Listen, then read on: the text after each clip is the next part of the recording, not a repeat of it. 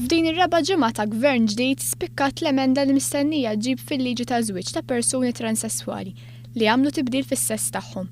Il-Ministru Dalli ħabbret li l-gvern ħaq ftehim ma' Joanne Cassar, persuna transessuali li ilha tiġri ta' drittijiet tagħha għal dawn l-aħħar snin. Issa l-gvern se jkun qed jagħti dritt lil dawn il-persuni transessuali biex japplikaw għat-tnedija ta' żwieġ. Dan seħħ fl-isfond ta' wegħda elettorali imħabbra minn gvern ġdid li enfasizza fuq l-importanza li tiġi rispettata d-dinjità tal-bniedem u d-drittijiet umani. Matul din il-ġimgħa wkoll il-Ministru tal-Enerġija u l-Konservazzjoni tal-Ilma Konrad Mizzi ħabbar li s-sejħa internazzjonali l-impjant li jaħdem bil-gass se toħroġ fil-11 ta' April, jiġifieri din il-ġimgħa.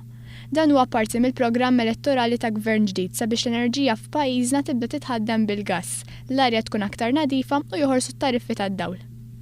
Din il-ġimgħa tħabbar ukoll li l-Perit Vincent Cassar huwa ċ-ċermen il-ġdid tal-Awtorità Maltija għall-impjant u dippjanar il-MEPA. Il-Perit Cassar huwa arkitett veteran irrispettat li sal-lum kien jokkupa l-kariga tal-President tal-Kamra tal-Periti.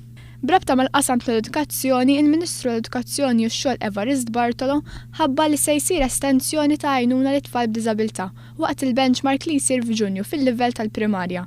Dan jikkonsisti fil-faċilità ta' arrej u kittieb għal waqt il-benchmark tal-Malti u l-Ingliż. Din is-sistema hija sistema aktar inklusiva li trid tinkludi anke l-eżamijiet. U hekk kif nhar it-tnejn se jkun qed jiġi ppreżentat il-budget nhar il-ġimgħa li għadda l-Prim Ministru Joseph Muscat tkellem dwar il-finanzi ta' pajjiżna.